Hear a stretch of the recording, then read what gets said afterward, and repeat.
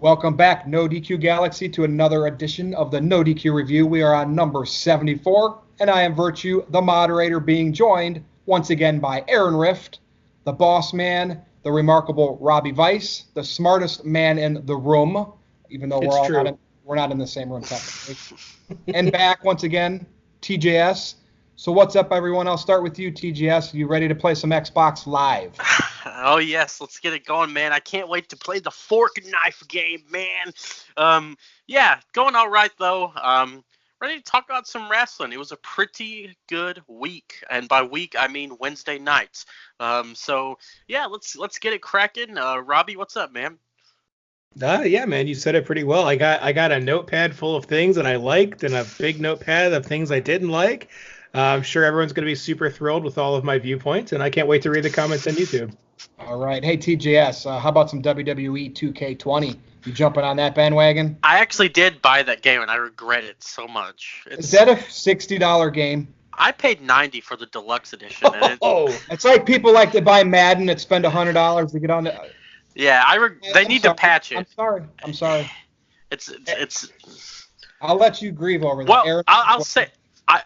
Okay, I was just gonna say it really resembles the product. It's broken as shit. So I mean, it's realistic. Maybe that's what they just love. Maybe WWE management, even though they're not fully in charge of the game, loves to give the consumer bad quality stuff. Aaron, what's up? Well, I'd rather not talk about WWE 2K20 just because I don't want to agitate everybody with how bad it is and all that talk. So let's talk about something else. Let's talk about AEW and talk about some of that freshly squeezed Orange Cassidy.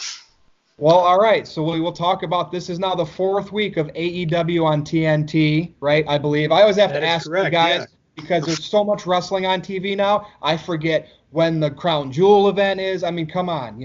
That's Aaron Rift's job. I'm here to be a color commentator. So, Robbie Weiss, I'm going to start with you because this might go for 10 minutes and we can all sit back and enjoy this. Right. The good and the ugly from this week's AEW Dynamite. So I wrote on here that I think the Lucha Brothers are the most talented tag team in the world right now. I think these guys, they're clean. All of their stuff looks crisp and just a huge thumbs up. Even though that they got buried for selling from that child last week, I still think they're just by far and away, I think they're in a league of their own. Private Party, I think they try to do a little too much and they look a little green in the ring. Too much fluff on their moves, too much extra rolls in the ring, just kind of for no reason. I feel like it's just like wasted movement. Like, we don't need to do a somersault to tag your partner when there's really no danger of anyone being around you. We don't need to add an extra somersault over some guy's back to do a move. There's just too much cooperation in a lot of their moves with their opponents, and it just pulls me out of it. This is awesome. Yeah, right. Dark Order is a dud. I don't even need to say anything else about that. Chris Jericho, I thought this was his worst segment to date in AEW. It was very unbelievable. Jericho's a legend, but it was his worst. If you look at all of his other things on AEW on Wednesday night, you can't tell me this wasn't the worst. If you ranked them all, this would probably be last. I'm not saying it was horrible. I'm just saying it was the worst Jericho. I think Orange Cassidy, here's the big one. Here's my hot take. I think Orange Cassidy is actually a great manager. And I don't think he has a good in-ring gimmick, but a nonchalant hands-in-his-pockets manager who can do different flips off the top rope, I'm entertained by that. So I actually like Orange Cassidy when he's just in a non-official match role. I thought he actually did very good. I once contemplated in the Indies being a mute manager. I've seen those pictures of you with the tape on your mouth, right? So, okay, I see your point with that. Okay. Yeah. So, yeah, that's a big turnaround for me. So, Moxley versus Pac, I actually thought that was great, and I really like the way it ended because it shows that the time limit is important. If we have rules that we can live inside, it's easier to suspend your disbelief. And the last thing is just Britt Baker's a star. I don't know why this girl doesn't have the title, but she's by far the best female in that entire company. And that is literally my good, bad, and ugly that I had from AEW this week. I thought it was a pretty good show. Again, I didn't hate the Chris Jericho segment. I just thought it wasn't his best from what we've seen so far. And I get that. And let me ask you this. Was it the fact that he's the champion and has the ticket? And then if they're playing that role and he goes up to a box, how does he all of a sudden get a microphone that says AEW on it? Because Kevin Nash had some criticisms of this. That's exactly my response. I would go look at what Kevin Nash tweeted, and that's pretty much what I was thinking at the time. Cody should have had that mic cut off to show more realism if they want to have a realistic sports product. And why did he have an AEW microphone to begin with? Why did he have to buy tickets to get into the arena? I know Aaron touched on that when he was talking about the show. So it was just kind of weak. They were just kind of cheering for Dark Order too, which I guess because it was against, people they didn't like. But come on now. No one buys into Dark Order. All right, Aaron Rift, I know you put over that first match mightily as a pay-per-view quality match. Here's my problem with that on a 2-hour show. Going in, that match is probably going to be the most intense, right? With all the flying and everything that they do. And I know it was a tournament match. Lucha Brothers went over. That should have main evented because by the time they got to Moxley and Pac, who had some cool stuff in that match, fans were desensitized. I mean, even in the middle of the show, we had Omega and Janela. You can't cram 2 hours of it. For the people in attendance, they love this stuff. For the people at home, especially for people that might want to get back into watching wrestling that don't, they're going to be like, it's not believable. I think in a 2-hour period of time, you should have one match like that. So what's your goods and bads of this show this week? Well, I would have flipped around some of the segments. I would have put that Moxley, and by the way, it's Pac, not Pac, but of course, well, who cares? I like to say Pac because Neville. Sean Waltman, baby. That's why I say it. Yeah. Or I just call him the bastard. I would have put that match first because I think that would have been better to do that finish with the time limit. I mean, I felt like ending it like that when we all kind of knew it was going to happen when they're doing the 5 minutes left, 4 minutes left, 3 minutes left. And it happens every time there's a time limit finish. It's like the guy hits his finisher and then he goes for the pin and the guy kicks out with 2 seconds left or whatever. So, yeah, I mean, I would have put that first. I would have put the Lucha Brothers private party match on last. I enjoyed Jericho's promo. I liked the line that he said about who can be afraid of a guy who wears a scarf in reference to MJF and, of course, a reference to himself from the List of Jericho era. So I enjoyed Jericho, and I still think that he's the most charismatic guy on the roster, best promo. And I'd like to hear promos from other guys, but some are arguing that these guys might not be able to cut good promos, and that's why they don't. And you have to play to their strengths, which is doing a lot of flips and somersaults. But, yeah, I'd like to see a little bit more variety. I think in life and in art, we need more of a balance, and there needs to be some of everything, but you don't want to do too much of any one thing. And I think with AEW, they're a little unbalanced right now. They're focused on doing all the flips and having every match have as many spots as possible and having guys do a million things. And the problem with ECW back in the day, in my opinion, was that they were doing too much of the hardcore stuff. I mean, when a guy goes through a table every match, it doesn't mean anything anymore because, we've already seen it, you get desensitized to it because it happens so often. And, I think of Daniels' injury. I mean, he got that one package pile driver on the steps, and he's supposed to be out now 6 to 8 weeks. But these guys are doing all these things that would practically kill somebody in a different era, put them out of action for 6 months, and they're kicking out of everything, and they're coming back the next week. They're not selling anything. So, yeah, it's kind of hard to buy into that Daniels injury when guys are doing all these other crazy things, and they're just fine the next week.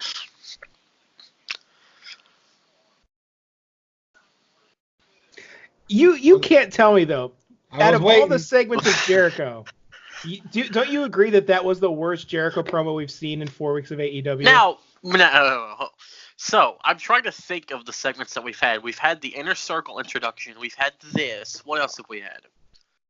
The little bit of the bubble. Or that was after the pay-per-view, wasn't it? Yeah, but that still counts. Okay, yeah, all right. Fine. I would say this is the worst of them because everything else has been so good.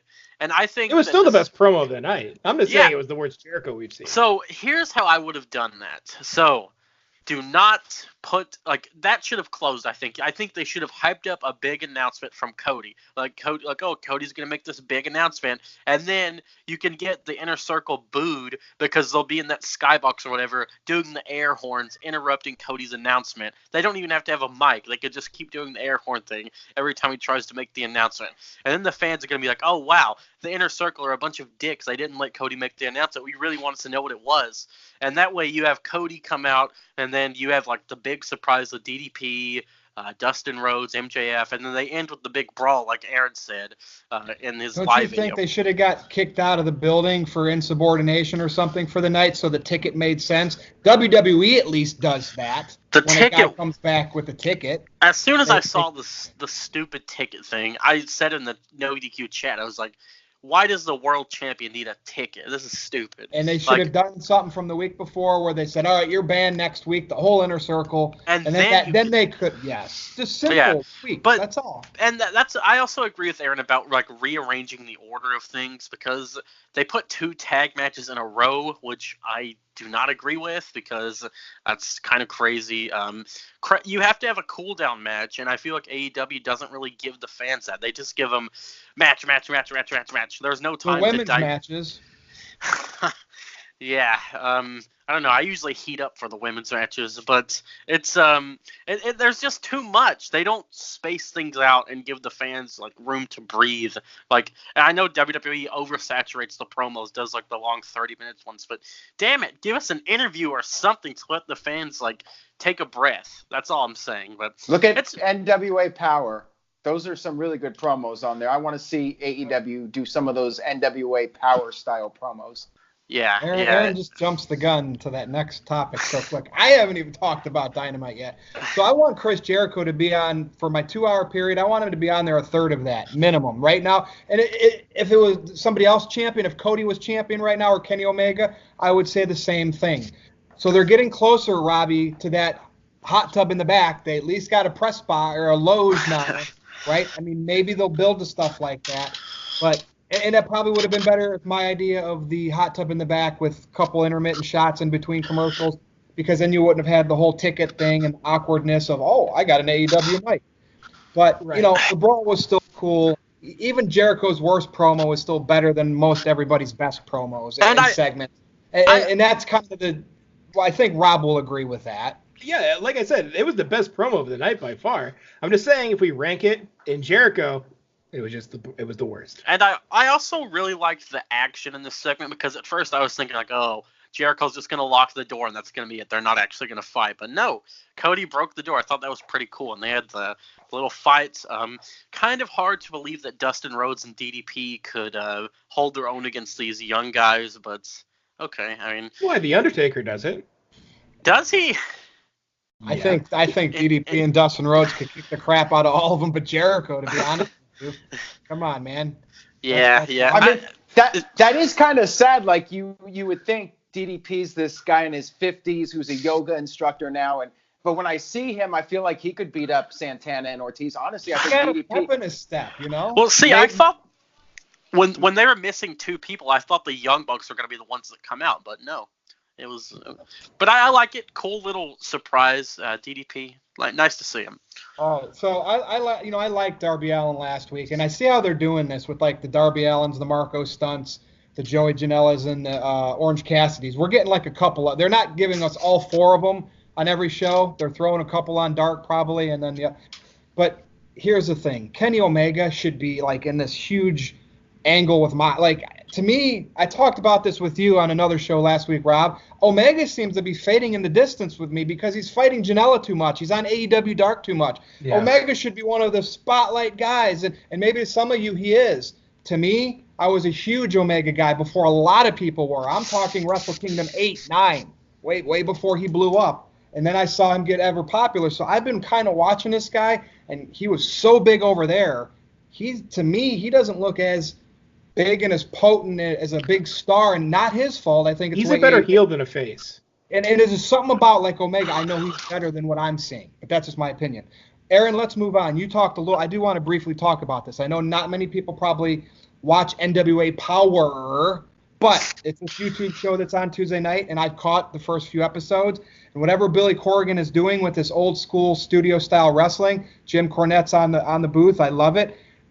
When Eli Drake cut the promo, we're mad. Like, I feel like the 80s passion from wrestlers. No, not the coked out passion. You know what I'm talking about. But like Nick Aldis's promo.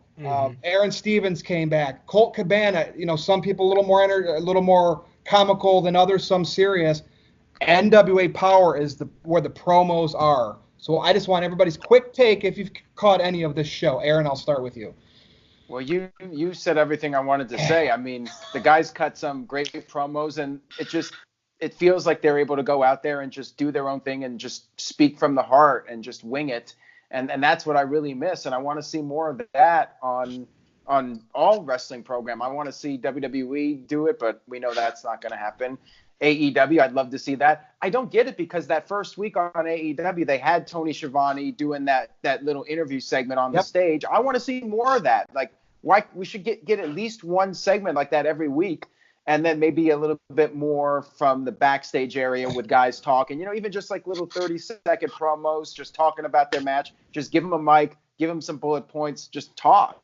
Say something. Or the girl with Nick Aldis, I think her name's Camille. I mean, if I'm wrong, I'm sorry. But they're milking her not talking thing with the announcer guy. Like, I think this is kind of cool because now it's an ongoing thing. And at some point, it's going to erupt.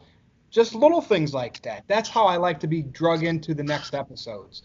So NWA Powerrr. Again, variety. Because, NWA Powerrr, the wrestling's okay. Most of the matches are just enhancement matches to elevate your guys that you're pushing. There was nothing really stellar about the in-ring work, but I thought the promo segments were really good, and I wish we had that combined with the AEW wrestling, maybe with the high spots cut down a little bit. That would be a perfect show, or as close to a perfect show as possible, in my opinion. Good points there. Now, TJS, have you caught any of this? I know you go and look at T-shirts when they're put on the WWE shop, and you're paying attention to a lot of little things on the internet about wrestling. Well, this is an internet wrestling studio show right now. What have you caught? What's your thoughts? I saw the Aaron Stevens promo for when he first came into NWA Powerrr, and yeah, it's very interesting. It's different, the whole studio aspect. I'm not really used to that. I didn't watch NWA back in the day. I wasn't conceived back then. So, I do agree, though. I think that we need some more promos. We need some angles. Like, it's like I said, in Dynamite, I'm tired of match. The angle should not be, are these two guys going to shake hands?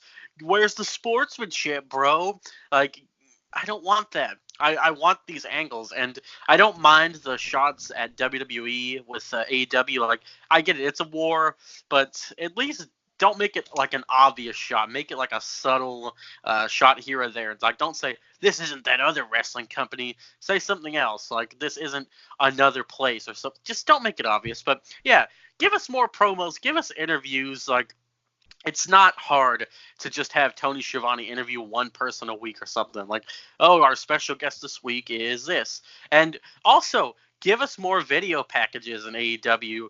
The one video package that we got didn't really give us any character development. It was for the Dark Order, and it didn't tell us anything about him. It just showed him doing moves. It was a compilation of moves.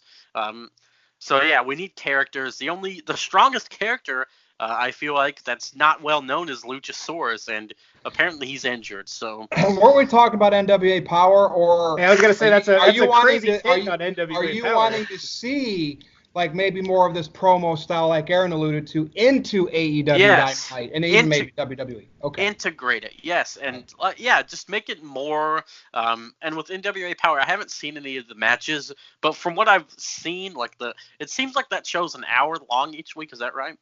Yep. See, that I think that's digestible if it wasn't filled with all the other shows. So yeah, they do like goofy commercials in the middle of it and everything. It's just total. It's a total like throwback to like 80s, 70s, 80s studio wrestling. And I'm all about the over the top cartoon. And I think it's to build their pay-per-views and to sell those. That's why they're not giving too many matches of the guys actually locking up. Remember how WWE used to do with Superstars and Challenge and Spotlight? That's what they're doing. Yeah, That's what they're doing. And I think it's to build their pay-per-views and to sell those. That's why they're not giving too many matches of the guys actually locking up. Remember how WWE used to do with Superstars and Challenge and Spotlight? So, Yeah. Robbie Vice, what have you caught on NWA Powerrr? I think you got to be a big Eli Drake fan. Like that guy, you can tell he has to have studied Stone Cold Steve Austin. Yeah, no, definitely. He's good, man. I don't know why he's not in one of the bigger feds. NWA Powerrr has probably been, I think it basically makes up what I consider to be a perfect wrestling show. They have wrestlers and not gymnastics people, which is definitely a plus. You know who their stars are. They're not doing 50-50 booking. All of the promos are from the heart. They're believable because it's from the character. They create their own character. I like the sidebar interviews that they do. And I don't know. I think this has a chance to catch on. And if you're a fan of wrestling and not gymnastics, I think anyone watching this should absolutely go take a look at this, because you're not going to see 400 suicide dives. You're not going to see 300 near falls per match, but you're going to see old school good wrestling with good proper storylines built because Jim Cornette's doing stuff with it. You're going to hear some of the second best commentary in the world because Jim Cornette's on it. I still think Shivani at this time is the best play-by-play caller in the business, but yeah, NWA Powerrr, it's free on YouTube. Go check it out. It's free. Yep.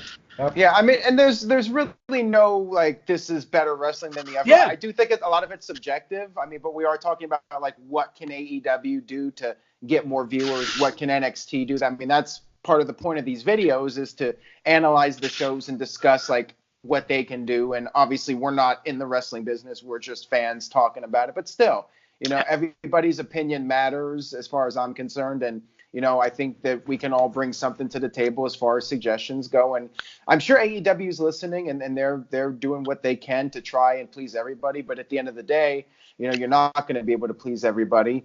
But I see it as like, AEW is more of your action movie and NWA Powerrr might be more of a drama or a comedy mixed together. It's just different genres within wrestling. Some of it's going to be more effects, other things it's going to be more about the dialogue. Just depends on what your own personal tastes are. And boy, do they make that NWA 10 pounds of gold seem like it's worth a lot. That's right. I love that. They care about their championships. Go ahead, TJS. Has Aaron Stevens had a match yet? Like, is he wrestling there? Is he just like, what's going on? Because I know he was doing movies for a while. I don't know if Well, this past week he just did another promo and he was in an outfit from one of his movies, and they actually aired a video, like a trailer for one of his movies. It was obviously a mock trailer, but I thought it was pretty amusing. It was entertaining. I'm guessing he'll wrestle in one of the upcoming shows. And it might be one of my favorite hours of wrestling to watch every week. And I mean, we have Mr. Anderson and James Storm also, some familiar faces, some new faces. So let's see what happens with NWA Powerrr, ran by one Smashing Pumpkins, Billy Corgan. Let's go to WWE. I know everybody's been like, come on, talk about WWE. Xavier Woods just got hurt this week. I believe it's officially a torn Achilles, surgery, out indefinitely. With that said, you're taking a three-man faction and putting them to two. This is so Vince McMahon. Let's just keep pushing forward with Kofi and Big E. As usual, New Day pancakes, probably what's going to happen. Is this not the golden opportunity for them now, especially with the run that Kofi's had, to do something with this group and finally maybe break it up, push Big E to the main event? I don't know. What can be done, Robbie? I want to start with you. I think this is time now to make something happen, make a star. And, Kofi kind of had his run as a star, if you want to call it that, but I'm specifically talking about one Big E. Big E, I think, could potentially be the biggest star in the company, not named Brock Lesnar, if he's booked correctly. I mean, first of all, the guy, he's young. He's very good in the ring. For a big guy, he's super athletic. He's gold on the mic. I think he deserves his run as a monster heel. I mean, I see kind of like, the halls of pain Mark Henry, because Mark Henry and him are similar build. They're this destructive big. I think he could talk on the mic better than Mark Henry can, but he's faster, yeah, man. Too. Oh yeah. I mean, he's more athletic, but he's also, I think, well, was he younger than Henry when Henry got his big push? Because Mark Henry didn't really get his big push until he was in his late 30s, right? I'm pretty sure Big E's like that's correct. I think he's probably something. younger. I mean, here's the thing with Big E. He already had that singles run with Right. Intercontinental Big E Championship Langston, yeah. with the little, what was it, AJ Lee back then and Dolph Ziggler. I mean, that was so long ago. This New Day thing has been together so long. It seems like, you know what I mean? And I think with Kofi just losing that title, they just have so much ammo, and for if that turn happens, I followed you through everything and you let me down, blah blah. I should have been the star. Like this kind of reminds me of when like The Rock turned on the Nation. When he just started getting too big for his britches. And again, one of my favorite segments of all time is The Rock giving everyone in the nation a Rolex watch and giving Farouk a giant frame picture of The Rock. It's by far one of my favorite things I've ever seen on Monday Night Raw. So I'm a big fan of that. But I think Big E's a star. I think he could be one of the biggest star in the company, not named Brock Lesnar. And I'm sure everyone's ready to move on from Seth Rollins. So yes, and I like those points. Now, TJ, you have Xavier Woods out indefinitely, right? And you want to break up the New Day, push Big E as a heel, whatever they do. Guess what you can do down the road? You can have a New Day reunion because they've always done that. And then that'll be they love to always go back to the well. So it's not like you can't get your New Day back together when you feel like it would mean something. What's your take on this scenario with Woods now out? Well, honestly, I feel like WWE is going to have Kofi Kingston and Big E as a tag team. The tag team division can't really afford to lose the New Day right now. It's not really the most credible. You don't have a lot of big names. We haven't seen the Usos in a while. We have the Revival, yeah, but I mean, haven't seen them they're not doing much. They're the champions and they're not doing much. Heavy Machinery. So yeah, I feel like that's what's gonna happen. We're just gonna have Kofi Kingston and Big E as a tag team because that's how it used to be, really. And Xavier was the manager a lot of the time, so wouldn't be shocked if they just have Xavier go back to that manager role once he's, able to. He'll have the crutches or whatever, and that's what we're going to have. I don't think they're going to break up anytime soon because Vince McMahon loves his creations, damn it. And they're selling too much merchandise somehow. I just don't see the New Day train stopping anytime soon, unfortunately.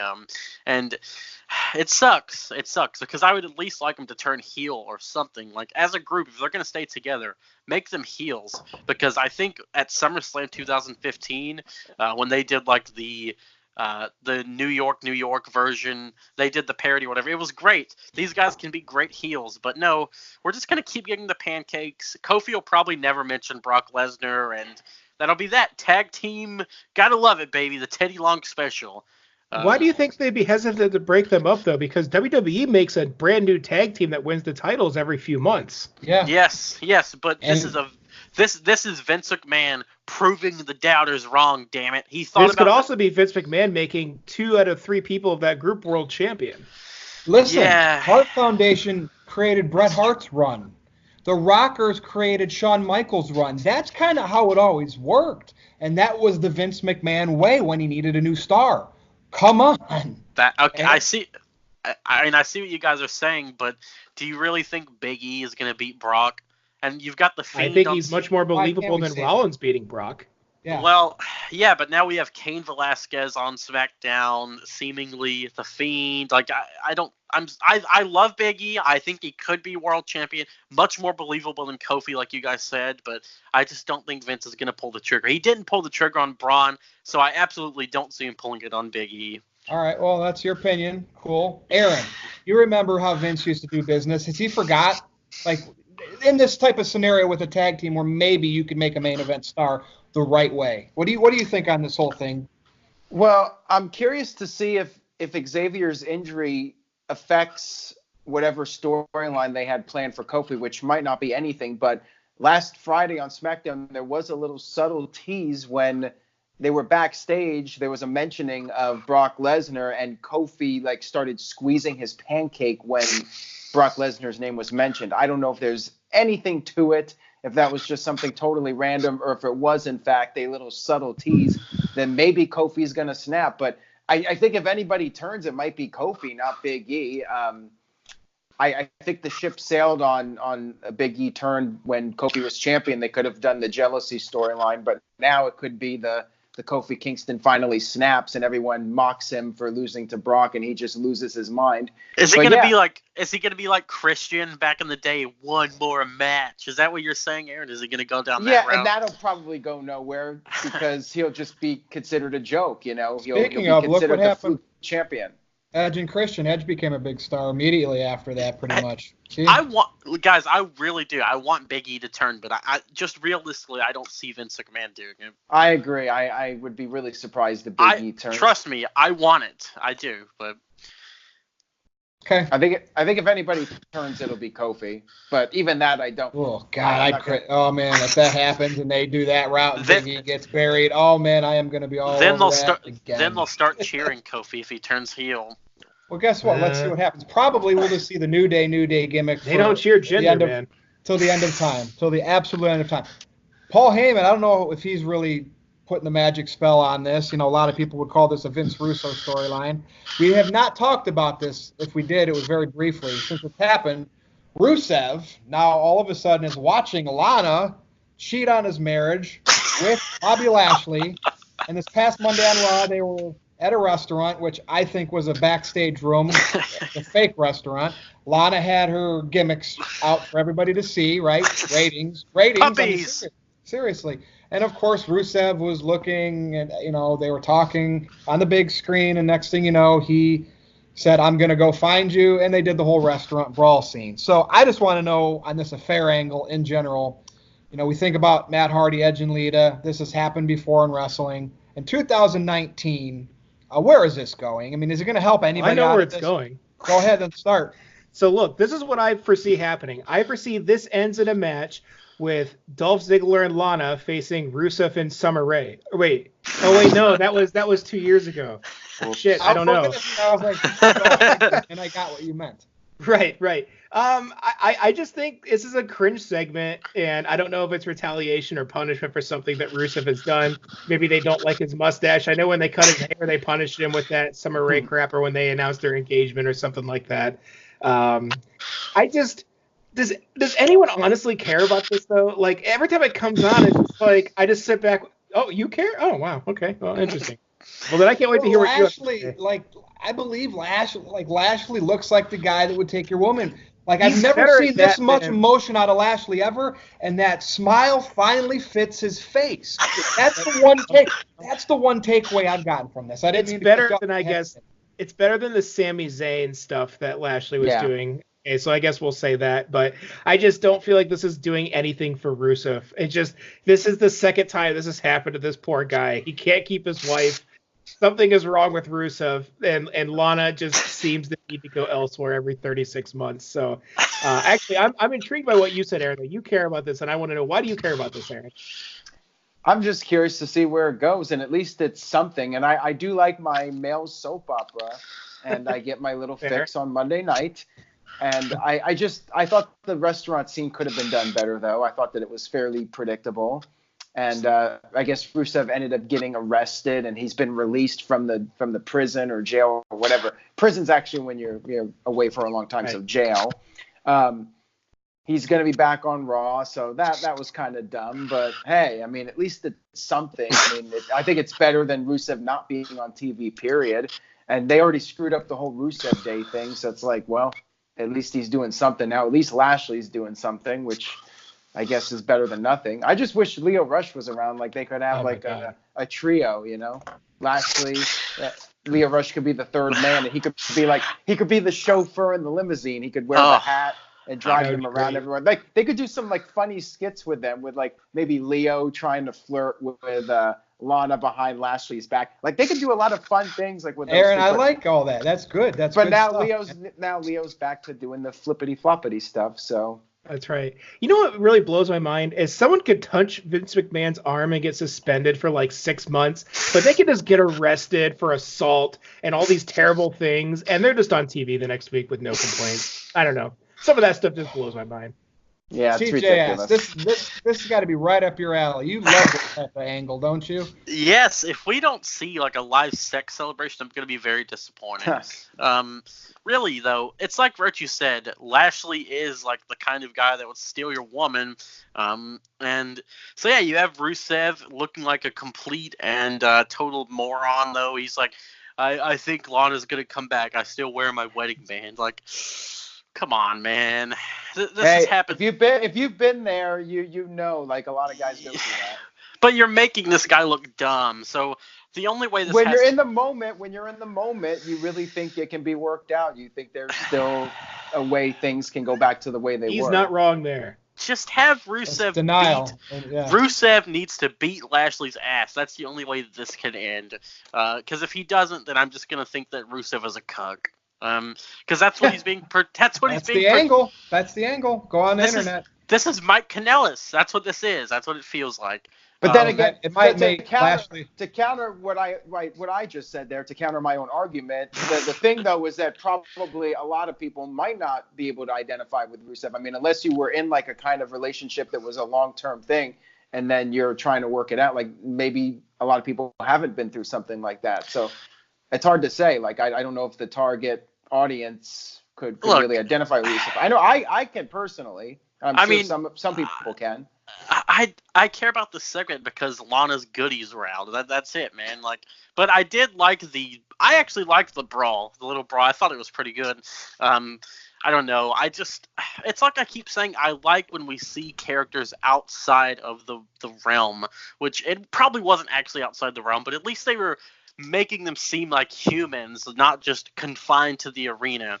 They were like, but it was kind of dumb. It's like, oh, Rusev, I've always wanted to go to this particular restaurant in Cleveland, Ohio. How convenient that we're in Cleveland. Don't you crap on Cleveland's restaurant scene. I'm sure it's good, but come on. Where were they? Pickwick and Frolic? I don't get that joke, but seriously, like, come on. I get it, like, Rusev. I would have rather had Rusev show up at Lashley's house or something, kick the door down, do like the Triple H Randy Orton thing from like 2009. You mean the Brian Pillman Steve Austin thing? Get it right. Yes, but they don't have the balls to do that today. Bobby Lashley, I don't know, he might have a gun, but yeah. So just I hope this leads to a big fight between these two, because if they have like a NoDQ match or something, I think that would be great. But if we just get the standard wrestling match, and they start doing like wrist locks and takedowns, I don't want there to be a feeling out process if these guys are supposed to hate each other. That's all I'm saying. So, well, we see that way too often in wrestling, where these guys have these blood feuds where they're wanting to rip each other's heads off, and then you have the match, and then they just engage in a normal arm drag. It's crazy. Here's what I see from this, and this is going to be the biggest slap to Rusev's face, based on the opportunities he had and they took away from him over the last several years, especially with the brand split. Bobby Lashley is going to come out of this as a Universal title contender with Lana as his ring valet. Bobby Lashley is going to the main event on Raw. That's what I see out of it. I'm saying it now. He's always had the look. He's never had the big mic skills. He's always had that like nice guy smile. Now it's not a nice guy smile anymore, and Lana can do his talking.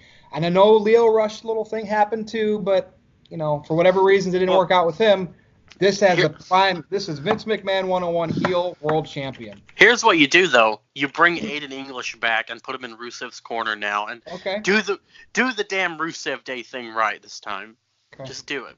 Well, moving on. This will kind of parlay into our main event topic. So, I just want to briefly talk ratings. So, to me, Raw and SmackDown look like they're flatlining right around 2.5 million. We don't know. SmackDown could still fall farther, because when they were still on USA, they were lower than Raw. They were like 2 million. So let's see where SmackDown finally flatlines. But I just want everyone's take on these ratings. When I see Raw and SmackDown as the biggest products of wrestling on TV with the most traction, not the best, but you know what I'm talking about, with the WWE behind them, 2.5 million people, give or take, watch them. On Wednesday nights, AEW just slipped under 1 million. Let's just say they're about 1 million right now. NXT about 750,000. What does that add up to, Robbie? Less than Raw or SmackDown. Right. What is that like? Where are we at with this niche audience of fans? Is that what the 2.5 million is, and then only half of, or like 30 or 35, 75% of them watch Wednesday night? Rob? So I have this written down. I'm not going to piggyback off you here, but all right. I think AEW, when it's all said and done, a year from now, will be sitting at an average of about 850,000 an episode. I think NXT will sit around 750,000 an episode. I think Raw will average 2.5 million, and I think SmackDown, being a shorter show than Raw, will average about 3 million viewers. So they'll go up. So they fell. What were they last week, Aaron? 2.4, 2.5 SmackDown? Yeah, and this week they're going on to FS1, so I feel like they're going to drop again. And then the big question is, will they bounce back next week? It's still hard to say where the numbers are going to be 3-4 months from now. I mean, I guess the real test is once football season's over and World Series is over and all the sporting events are no longer around and we get to see like how many of the fans actually tune back into wrestling again. And we'll see if NXT, AEW, Raw, SmackDown can build some momentum. But I see the numbers continuing to gradually decline unless somebody catches fire, like there's a legitimate new star that is made. I think the brands are as popular as they're going to get. And we know with WWE, they focus more on selling the brand rather than individual superstars. But I think what wrestling needs is a legitimate star being made. And could it be CM happens, Punk? Because CM Punk has openly said he will come back if the purse is right. Well, yeah, I mean, he could come back, but I mean, I think he would pop numbers a bit, but I don't think like he would lead to like some kind of resurgence, like Attitude Era level. I don't see that happening, period. So you think the only way to get those ratings back up is if The Rock came back like full time for a few years? That might not even The Rock. Like I think you need to make a new star. We need somebody new who rises up and becomes like Marco the new Stunt. guy. No, I know the guy. The charismatic enigma, Humberto Carrillo. That's the guy right there. The charismatic enigma. That's what I'm So it's your calling turn on this. What do your take on ratings here? him. Yeah, I mean, did you see the outfit the guy was? No. Seriously, Did you hear his promo? I mean, what a promo. I'm serious, man. This guy, he gives me Macho Man vibes. It's crazy. But seriously, I think maybe like part of the Wednesday night ratings being down, it could be that just Wednesday nights are so I think a lot of people go to church on Wednesday nights maybe, and that's part of it. Like I don't know how many wrestling fans go to church, and you know, but they worship Kenny Omega, but I don't know, and I just feel like people don't really watch TV as much as they used to, like because they can catch it online, they can just watch the GIFs. And I just feel like with more people cutting the cord, more people switching to streaming, those numbers are just going down. And like I said, just an oversaturation of content too. As far as Wednesdays go, it's interesting that AEW hit under 1 million. I was not expecting it to get that low this soon. I don't know if something else was going on Wednesday. A lot of empty seats in that arena too. World Series, I think. But yeah. But it's like Aaron said, they are a pretty fresh company. They're pretty new. And I think even though they're not selling out arenas, they're doing all right for themselves. It's just going to take some time. You have to draw the audience in. And I feel like NXT is not really doing anything to do that except for the main event. But, you know, it's been okay. I think that the ratings, I wouldn't be surprised if SmackDown gets down to like, what was it last week? 2.4 something. I wouldn't be surprised if they just stay at 2 million. I predicted them to drop anyway. 2 million is maybe they'll go to like 1.95, but yeah, I don't think them being on Fox is really helping them any. I think people just don't watch TV like they used to, and the shows aren't significant anymore. Yeah, I mean, they're not really must-see shows. That's the problem. You know, there's no real urgency to watch them. And as far as Fox goes, I think people are going to watch SmackDown, whether it's on USA or Fox. And if they're not interested, then it doesn't really matter. I think, if anything, Fox gave WWE a little bit more exposure, but that exposure is only going to go so far. If people aren't invested in the product, then they're not going to tune in. And whatever buzz WWE is getting right now, I don't think it's going to last, because to me, like I see like Braun Strowman, Tyson Fury, Cain Velasquez, all this stuff with those guys. To me, that's like Lawrence Taylor versus Bam Bam Bigelow. Like, it doesn't do anybody any good, and it's a Band-Aid on the bigger problem, on the bigger wound. So yeah, I don't think that those guys are going to do anything for the long haul. Although, you know, I guess they're serving their purpose, because they're doing Crown Jewel, and Saudi Arabia wants these big shows. So there you go. If Saudi Arabia is happy, then WWE is going to be fine. Yep. Good point. Now, I'm looking at these numbers. WWE, Triple H, NXT has to be absolutely tickled that this week AEW fell under 1 million viewers against them, because what if NXT wasn't on Wednesday nights? Where would AEW be? Would they be at one, of the 750,000 people that watch NXT, would that bump AEW's number up to 1.3, 1.4? So even though they're losing to AEW weekly, I think that everything they wanted for them to pull AEW's number down, even if it was just a little bit, is happening. And what I find most interesting, the first so many episodes of NXT on USA, it was this, your matches, nothing, a couple returns. Oh, Finn Balor's here. Finally, this week, we have sides. We have the Undisputed Era. Then we had, who was it? Finn Balor, Ciampa, and Gargano, right? Here we go. And then, boom, the Pele, whatever that move was. Finn Balor kicked Gargano. Now we're like, whoa, what's going to happen? And he beats him up. And yes, we don't know if this is going to be just a storyline, anything compelling, but now we're talking. We're like, Finn Balor heel? He showed up in NXT to beat up Gargano? What's going on? I mean, think about it. Dream, one of the guys I really think they should push, has been on the shelf, been injured. Is he still showing up? Because I don't watch NXT until Thursday nights. And he wasn't on this week. So the only thing I caught was I had to go check out. See, and that's the thing, right? I'm trying to give AEW the benefit of the doubt by watching them only on Wednesday nights, watching NXT later. I see this Finn Balor thing happen. What do I have to do? I had to go check it out. See how that pulled me in? This is an interesting strategy, or is this just a one-off? Are they now going to say, let's try to get them in the ratings? TJS, I'm going to start with you. Just a quick coincidence, or are they going to try to make things seem interesting to get some channel flippers? Well, I'd also do the same thing, Virtue. I watch AEW on Wednesdays, and then next day I watch NXT. And I agree. When I heard about this Finn Balor heel turn, I was like, oh, what's going on? Checked it out, like you said. So I think it's kind of funny that the first thing that they do when Finn Balor comes back is turn him heel, because I guess Triple H knew that he was not cutting it on the main roster. So they're like, all right, come on back, Finn. We're going to fix you up. I don't know how I feel about Ciampa being a babyface, because this guy was supposed to be a sadistic bastard before he was injured, and everyone hated him. What a sadistic son of a bitch he was supposed to be, and now he's Gargano's friend again.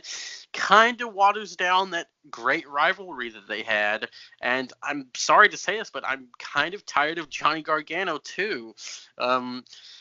He's just not doing much here anymore. I've seen so much of him. He's been in NXT for so long. Yeah. It's time to do something different. And I thought that they were going to do I predicted they were going to do War Games, Undisputed Era versus Balor, Dream, Gargano, and Ciampa, but no, doesn't seem like they're going to do that. I don't know if Finn is going to join the Undisputed Era or not. I don't know how I'd feel about that being like a 5-man faction. I don't know. I like that. That would be like their inner circle, maybe bigger, because we know more names. Yeah. I like that he's healed, though. I hope that he changes his music, stops being the Fonz, just make him like a legitimate badass, even though he's tiny. Just make him a tough guy.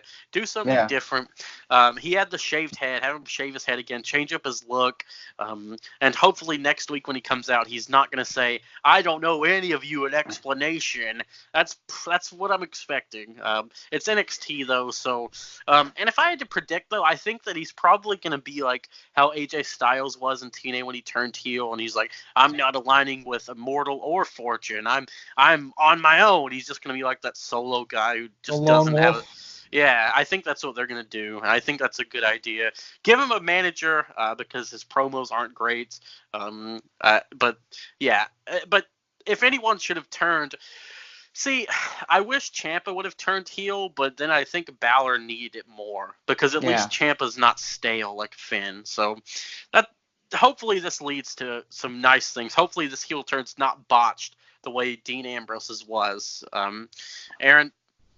Well, it is NXT, so I have a little bit more confidence that it will not be botched. I hope that Balor does change up his look a little bit, maybe something in between what he is and the whole demon thing, like some kind of happy medium, like a little bit of the demon, but not quite, just to change things up a little bit. And I feel like they're going to set something up for War Games, and I'm trying to remember if they did 4 versus 4 the previous years, Yeah, or I think 5 they versus did. 5. Because my initial thought process was that they were going to do Undisputed Era versus Gargano, Ciampa, Balor, and somebody else, but now Dream. Balor's turned. So maybe they'll do 5-on-5. Balor will team up with Undisputed Era against Gargano, Ciampa, and then 3 of the other top baby faces. Maybe they could even bring up somebody else as like a mystery 5th person, somebody from the main roster, just Triple to shake H. things up. You know, funny enough, I was thinking Triple H, like he would come in and he could be the guy that takes the fall in the match and puts over one of the Undisputed Era guys, like Cole could pin Triple H. But yeah, Triple H would be a good idea, actually, to join the team and to give NXT some buzz. Like, I think Balor was a nice, good step to try and get people talking about NXT instead of AEW. If Triple H came in and got into the feud, like, that would get people talking. I'm all for it. You could have Undisputed Era just like wreak havoc, and since they have Finn, it's like too big for anyone to stop. And then Triple H can say, "Damn it, I'm taking charge. This is my brand. You guys have to." Yeah, that was a joke that I made, and I think it's a good idea. I actually think it's a really good idea. I mean, I was seriously thinking about it too. Yeah, it might be time. These ratings are getting closer. NXT, I mean, why would WWE not at least take a stab at trying to get their developmental brand over AEW? You know what I mean? Why not? And this type of stuff creates that buzz. Yeah, and you can actually use the legend to get people watching, and he could put over somebody so he could serve multiple purposes, and you could actually use a legend in the proper way. Yeah, I like it. Speaking of legends, Robbie Vice, what's your take on this? Am I wrong in saying that now WWE's ready to go for these ratings, or do you think they're just content? No, I think now's the time to do it, especially, I mean, this Finn Balor heel turn was just long overdue, and I disagree with you, TJS, when you say he's not good at promos, because if you look some of his indie work when he was a heel, he cut some pretty damn good promos, very convincing. If they allow him to speak from the cuff and not give him line by line, which they typically don't do in NXT, I think he's good. And I agree with you, Aaron. I think having a happy medium between the Demon and his current character, maybe keep the black coat and stuff like that, maybe give him some contact lenses and make him somewhat supernatural a little bit. Kind of how they did the Shawn Spears in AEW. He had those blue contacts. I thought that look was actually kind of neat. So I think making this a 5-man stable is another thing, and this is where I agree with you, Virtue. It's just I think it adds credibility. It gives them their own type of inner circle, who I would argue with you that it's probably better than Jericho's inner circle just because the names are a little bit more recognizable. Obviously, Jericho's in a league above all of these guys. I would never argue against that. But, man, this Undisputed Era thing is going to be a pretty big deal. And I'm going to go back to you, TGS, with what I agree with you with. Man, putting Triple H in that match would be gold. I don't know if you guys know this, but I'm a giant Triple H mark. Been my favorite wrestler of all time since I was a little kid when he was curtsying as Hunter Hearst Helmsley. So I'm always glad to see the game when he goes in. And I think that storyline you just pitched is probably the best idea possible. Let Triple H go in there valiantly. Let him get beat clean by someone, because how much heat do you think that they would get at Full Sail University if they did like kind of what they did to Flair when Kurt Hennig turned on him in the Four Horsemen? Handcuff him in the cage to start beating him mercilessly. No one can get in to help. And that crowd will go crazy, and that fan base is just going to go rabid, and they're going to get so much heat. I just think that's a golden situation. But I was thinking about just like having all the Undisputed Era members hold Triple H down and have Adam Cole just beat the heck out of him. Have him like hold him or like cuff him or whatever, and then have Adam Cole hit the last shot to the back of his head, and then just keep hitting it. It's like just keep having him hold him up and then just keep hitting the last shot. It would be cool. But Balor needs to be directing it. Balor needs to be just a super sadistic, violent person because he's a smaller guy, so he needs to be feared as commanding his army and just making them wreak havoc and just destroy people. And remember, I like the WWE when they put that statement out about the ratings after week 1 of head-to-head, that they said it's a marathon, not a sprint. And I'm just saying right now, AEW has dipped under 1 million 4 weeks in. And I like the contact lens idea too, Robbie. Like maybe like dye his hair red or something. Just make him look more evil. I like it. All right, that's it. Let's see what happens. I mean, I am very, very intrigued if NXT starts getting even more creative with these different types of things. I just wonder what would happen on a Thursday if NXT ever had a higher rating than AEW, because there's going to be some salty fans, Robbie, if that happens. And I can't say it's impossible, because WWE's behind NXT. Now, this is just speculation on my part, but I was thinking, like, I wonder if this was all part of Triple H's plan. Like, he's thinking, okay, we'll let AEW, they're brand new, they're getting the buzz right now, so we'll give them their few weeks, and 4 or 5 weeks in, once the buzz starts to die down, that's when we're gonna hit all the big guns and we're gonna get those numbers up, and we're gonna take over AEW. Because I mean, now AEW is gonna start moving into these smaller markets where it's kind of unknown how fans are going to react. They're going to be what is it, Charleston, West Virginia next week. They're going to be in Illinois. They're in a lot of these smaller markets in the next several weeks. So we don't know if the crowds are going to be quite as hot, if they're going to be as full.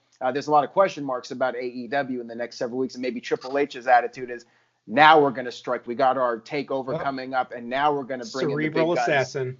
They're making money. The NXT was a bleeder before, right? Now with being on USA and the money USA is giving them for this show, they're making money from NXT now. So that's happy for them, because we know they love to make money, right? Fox, USA, Saudi Arabia. So good takes on that. And what do you think, NoDQ Galaxy? We know you're going to put your comments in the comments below, so we're interested. Robbie's interested in interacting with you. Me, I'm just going to tell everybody to share the video and then go away. With that said, let's do our plugs. TJS, since you came back this week, you want to start? NoDQ.com/TJS takes to my Facebook page. Feel free to add me there. Twitter at NoDQ_TJS. Follow me. I tweet sometimes, not very much. Is it NoDQ.com/merch now? Has it changed? So, it's merch. You can still go to the Pro Wrestling Tees website and search NoDQ. You can find the old store there. Yeah, it's been so long. I feel like I'm out of practice. But get some NoDQ shirts. We got some good stuff up there. That's it for me. Robbie? You guys can follow me on Twitter at NoDQVice. I love talking to you guys in the YouTube chat. You will find out that I am the smartest guy in the room. I am remarkable. And if people really have a problem with things that I say, I would love to set up with Aaron to get a time on here. Maybe we could get on a video and we could talk about it. We could get out from behind the keyboards. We don't all have to be keyboard warriors. And we could be men or women and go face to face and just have a real meaningful discussion. So with that, I am the smartest guy in the room, and I am remarkable. I am Robbie Vice. And I refuse no challenger to any great NoDQ debate over any topic about wrestling. If anybody wants to step against me and Aaron Rift moderates, I accept every challenger. So right, and Virtue, you got some critics out there, that's for sure. And we're trying not to neuter you, because you definitely bring something to the table with your opinions. But some people out there, they don't take your trolling very well, unfortunately. But it is what it is. Senpai. One thing that might be in the works pretty soon is a live stream for the NoDQ review. I'm looking into this software that can do live streaming via Skype on YouTube. So be on the lookout. Maybe the next couple weeks we'll do a test run and we'll see how that goes. That could be the next step with the NoDQ review, doing it live every week. And quick note, Big G was unable to make it. He's got some other things going on, and scheduling wise just wasn't able to get on at the time we wanted to record. So he'll be out for a couple of weeks. Hopefully he'll be back soon. Shout out to Big G, NoDQ.com/Big G. And of course, stay tuned to NoDQ.com for the very latest WWE, AEW, and even NWA news and rumors. Virtue? So thanks for everybody. I'll keep this simple. Troll with me on Twitter at NoDQ_Virtue. Instead of the YouTube comments, Twitter. Go to my Facebook, NoDQ.com/Virtue. That's it. For Aaron Rift, for the remarkable Robbie Vice, and for TJS, and for Big G out there somewhere, I'm Virtue. See you next week.